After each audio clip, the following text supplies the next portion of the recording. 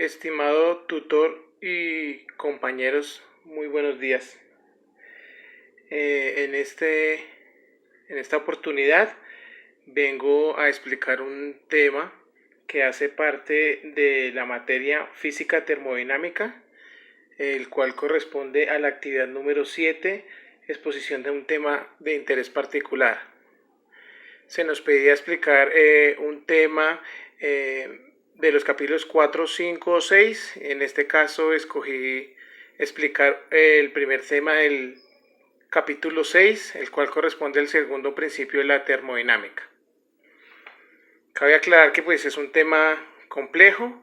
Intentaré hacerlo lo más entendible, lo más comprensible posible, en el cual pues tendremos que explicar porque realmente se basa sobre el contexto de la entropía. Entonces debemos aclarar bien este ítem, el cual nos dice que es el estudio del estado de desorden de un sistema.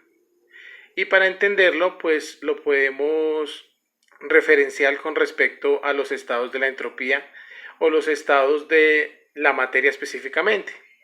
Hablando de los tres estados más conocidos, el cual es el sólido, el líquido, el gaseoso, podemos ver que el aumento de entropía corresponde al cambio de temperatura entre estos estados. Recordemos que la materia o las moléculas internas entre un estado y en otro cambian con respecto o se excitan con respecto a la temperatura en el cual se encuentren en dicho estado.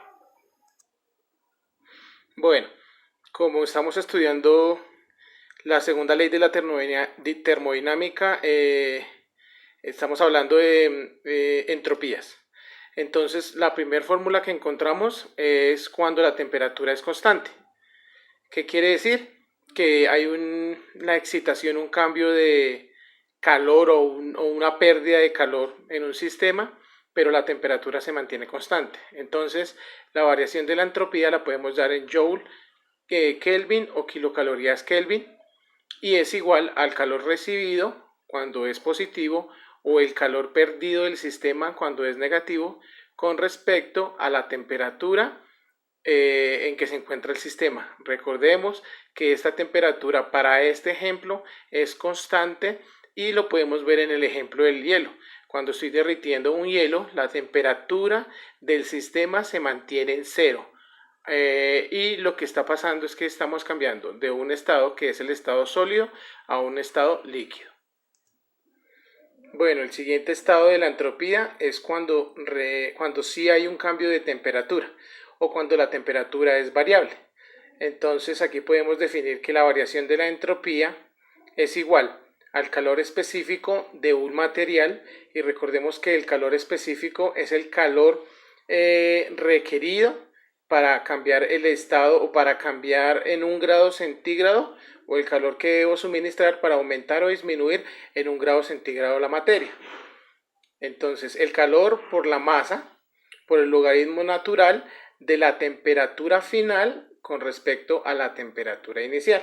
En este caso sí tenemos una variación de temperatura porque hay un aumento con respecto a un calor específico, un aumento de temperatura. Entonces aquí lo que podemos ver en esta fórmula es cómo puedo identificar la variación de esta entropía o cómo es la relación de esta variación con respecto a la temperatura inicial o al delta de temperatura en el sistema. Bueno, otra aplicación de la segunda ley de la termodinámica es la aplicación de gases en cilindros. Entonces podemos mirar la entropía. La entropía entonces se debe analizar bajo los distintos sistemas que podemos encontrar: presión-volumen. Recordemos isobárica, presión constante; isocórica, volumen constante; isotérmica, temperatura constante, y también podemos encontrar el ciclo.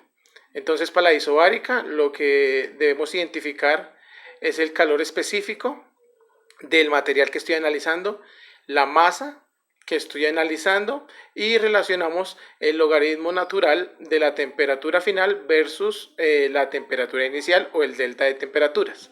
Para la isocórica, entonces el calor específico por la masa por el logaritmo natural del diferencial o el delta de presiones, tanto la final versus la inicial. Para la isotérmica, la masa por la constante de los gases, por el logaritmo natural el diferencial de los volúmenes.